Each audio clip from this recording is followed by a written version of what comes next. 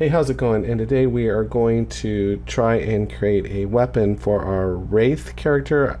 I was calling the character Wrath, but I guess they're called Wraith. I guess the W is silent. But anyways, what we're going to do is we're just going to go to game, third person, and we want starter content, and I'll just call this Wraith. We'll go create. Now I'm going to be using the Paragon Wraith character. There is a ton of assets in there that if you can reverse engineer them, there's a lot of cascade particle effects. You could actually re-engineer them and make them current with Niagara. There's just a ton of possibilities with it. So anyway, I'm just going to come up here to Windows, load default editor, dock and layout, and we'll go to the content drawer. And then I'm going to go into Epic Games here. I'm going to go to my library, and down here is I'm just going to add that stuff to it's Paragon and it's Wraith right there. And I'll just add this to my folder right there, add to project, and it just takes a minute to load up.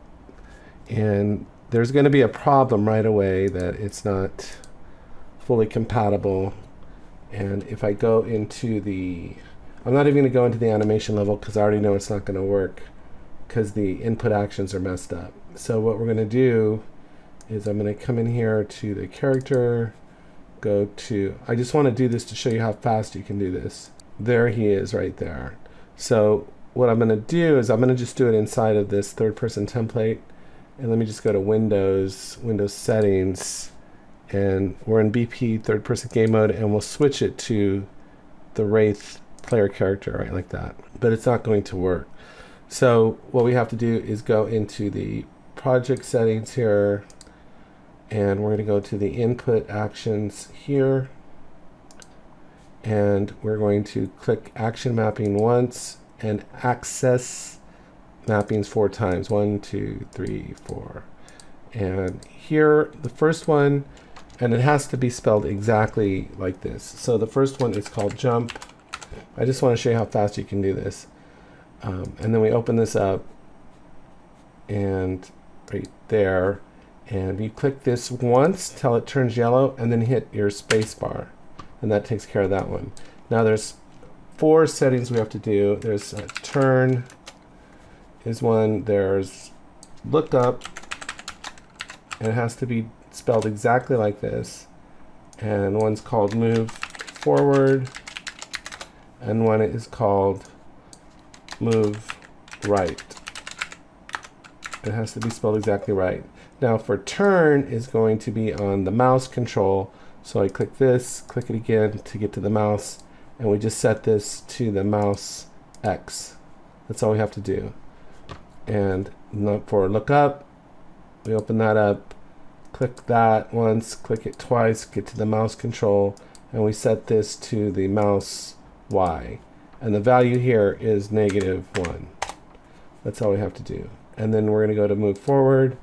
We need to add another mapping, and this is for our WASD keys. So for forward, it's going to be click that keyboard once, and then just hit W on your keyboard, and it's set to 1. Then click this one, and this is going to be S, so hit S on your keyboard, and this is going to be -1. That's all you have to do. And then on this one, we add one more mapping here. Click this, and this is going to be A, so hit A on your keyboard, and the value here is going to be -1. And then here, click that once till it turns yellow, and this is going to be D on the keyboard, and it's 1 by default. And that's all we have to do. And then if we jump into here, we can dock this up into the layout, and we're going to get all kinds of errors because these are out of date. And I'm just going to delete these because I don't have a gamepad. This is just going to be off of there we go. And then what I should be able to do is just compile and save, and all those errors go away, and we're good to go. And we're going to be working off of this right here, this left mouse button, which is already rigged up. All the animation is set up for us already. So if I hit play, there's our Wraith character, and he's good to go. He's totally good to go. Just like that. Everything's great. So we're good. But he has a weapon and it doesn't fire. But we have the control to fire him and the montage and everything. So that's the purpose of this tutorial, is to get this working. Now the first thing that I want to do for this character is create a little weapon for him, a little projectile. So I'm going to hit escape here, and then I'm just going to stay right here on this level here, and I'm just going to right click, and we're going to create a blueprint class, and it's going to be actor, and I'm just going to call this bolt, and then I'm going to double click in it. So in my mind, he's got like a railgun thing, and it's shooting out these little projectiles that stick into walls. And of course this could be modified. So the first thing I'm going to do is I'm going to add a static mesh over here. Static mesh right here. And then we're over here on the mesh, we're just going to choose this one here, this pivot box right here. And it's really small. It's super, super small. So what we're going to do is on its scale, we're actually going to just increase it by 10 over here. And you see it? That little thing? That's going to be like our railgun bullet. But what we want to do, one thing that we want to do is we want to position this, whoops, I gotta slow my camera down. We want to position this right in the center. See how it's off center there? And you can, I'm just doing this manually. I'm going to turn off scaling here. And then I'm just going to do this by sight. So I'm just going to come down here as best I can and center this on that line right in the middle. And this way it should come out right. This is that little ball is our default scene root right there. So I'm just positioning it, pretty much centering it just like that. So it's pretty well centered right in the middle of our actor, because that's where it's going to fire from, right from that location right there. So just center it as best as you can right in that default scene root, and then it should be good to go. And if you want to give it a color, you can give it a color, and that's really all we need to do. So now what I want to do is I want to get a box collision. So we're going to get a box collision because we want this rail to actually stick to the wall. So it's going to be a child of this, and I'm just going to resize this box, and it's going to be actually pretty small. So I'm just going to type in some values here that I already have ready. So I'm going to type in 0.075, sorry, 0.0075, and then here it's going to be 0.1, and then here it's going to be 0.095. It's just a small little thing here. Oh, this needs to be 0.1. So if we look at those, it's just a small little box like that. And then what we're going to do is click and drag it to the end of this, to the end of our projectile. And you can adjust all of this stuff later, but this is going to create an overlap event with anything that it hits. So we're going to use that functionality there. And believe it or not, that's all we need to do for our projectile, and at least on the projectile itself. Now here what we're going to do is we just have a few things to do in here. This is pretty straightforward. We want to make sure that it essentially doesn't collide with itself. So for the box, we're going to come down here, and on event begin overlap, we're going to click that, and we're going to right click and type in self and get a reference to this blueprint itself, and then drag off of here and go not equal. And we want to make sure that it's not hitting itself, so it's not overlapping with itself. So we just do that like that, and then press B and click, and we're going to get a branch node, and this just goes in here like this. This goes in here like that. And the next thing that we want to do, and probably the most important thing, is this thing will have movement. So for our projectile to have movement, we're going to get something called projectile movement here, right there. And one thing we want to do is, I should have done this in the beginning, but on our thing here, I search for movable. You should see it here. Just make sure this is set to movable. I guess on the default root scene, there's a movable setting there. And so just make sure everything is set to movable on the default scene root, the static mesh, and that. And then we also, on the static mesh, we want to search for gravity and turn it off, because we want the projectile to essentially go straight. And then we have gravity on this too, and so we'll just turn that to 0. So we want everything unmovable, and we want the gravity off of everything. And then all we have to do is set the speed on here, and you can play around with different speeds, but it's under projectile, and I'm just going to do 5,000. And like I said, you can experiment with different speeds. So that's all we have to do. Make sure everything is movable and make sure the gravity is off for everything.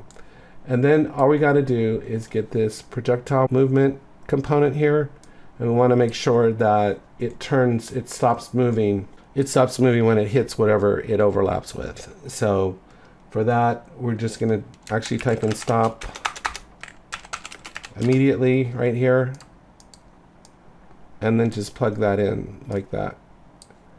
So when this bolt hits the walls or whatever we want it to hit, we want it to just stop in place. It's like it's stuck on the wall.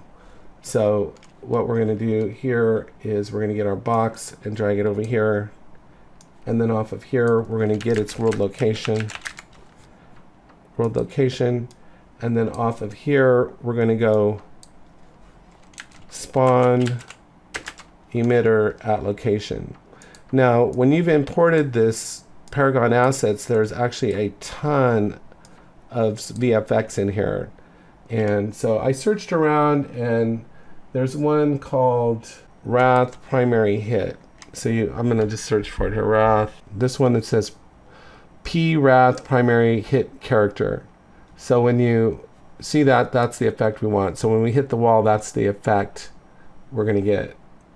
And that should do it for our projectile. So all we need to do now is if I come into the scene here, and what I can do is actually go into the outliner. I think these cubes, let's see, where are these? All these cubes for the playground. Just select them all, and then on the details panel, search for generate.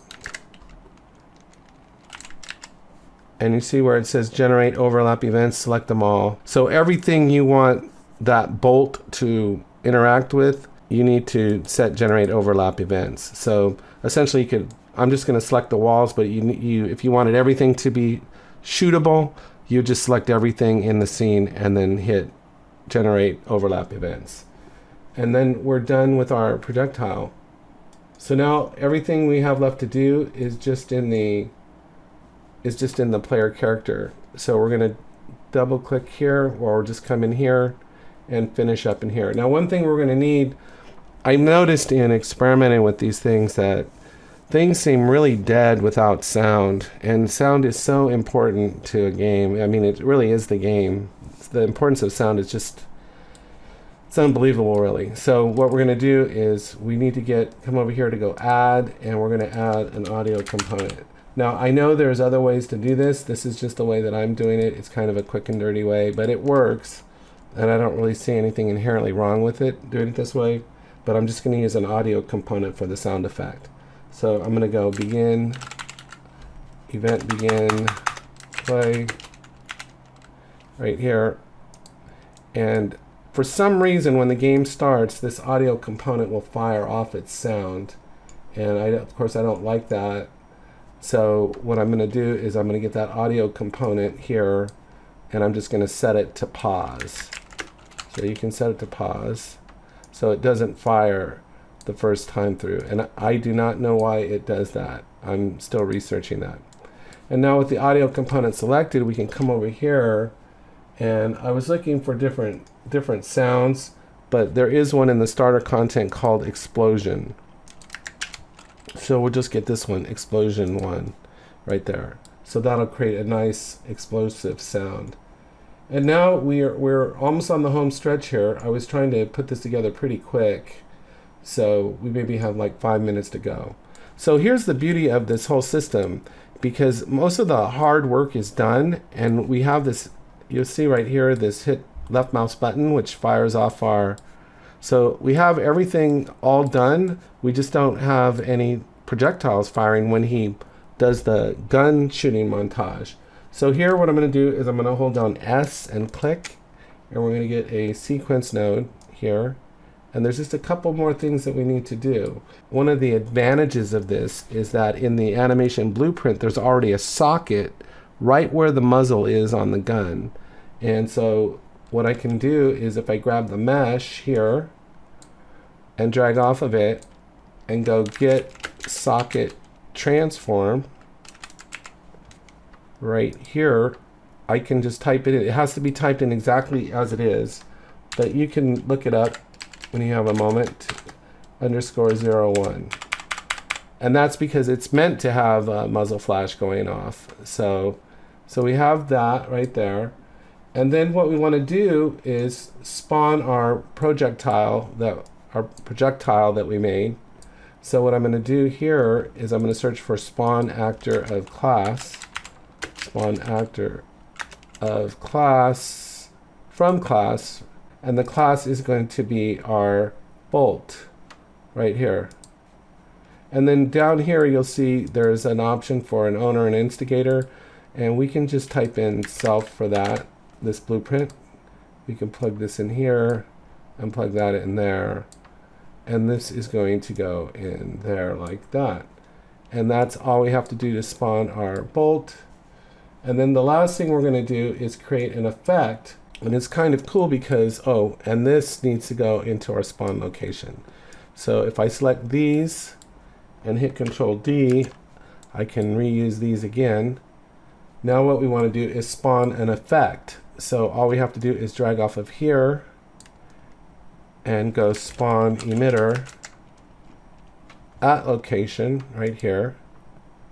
Let me put a reroute node right here. And this is going to be our location, our muzzle one. Is that right? Oh, I have to split this. And location goes into there like that. And that takes care of that. And the very last thing that we do is we just need to set our sound. If you can believe that, that's the last thing we've got to do. So I'm going to get the audio component over here. And I'm going to drag off of here and go set paused here. And we want to, what do we set it to true? Oh yeah, so we want to set it to false. Plug that in there. And then here, we're just going, let me just pull this up. We can drag off of here and then just go play. And so every time we have, we press our trigger, it's going to make that effect. Now I think our emitter location, there's our effect here, and that's another one that I had to search for, but there's actually one called, I think it's actually called muzzle flash. So let me see, it's right here, Wraith primary muzzle flash, primary, that's it, that's the one we want. So those are our effects. So that's really the key thing. And then if I go compile and save, and I go play, here he comes in.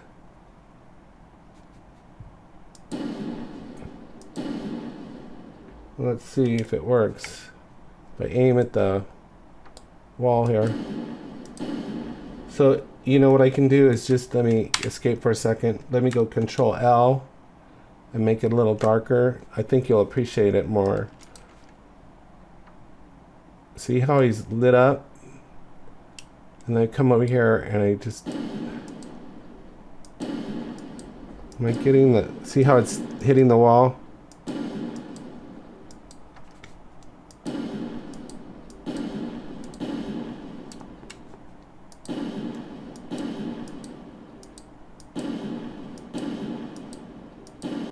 Now there's another thing that you can do if you, because it looks like we're kind of in the way here. one thing that we can do on this is if we come into if we look on the camera boom, there is an offset here, and you can put in like 100. I mean, you can play around with different values and do like a 75, and it just offsets things a little bit, so it's a little bit easier to see what you're shooting at. Yeah, so then if we come over here, you can see we can see a little bit better. But that's basically the gist of it.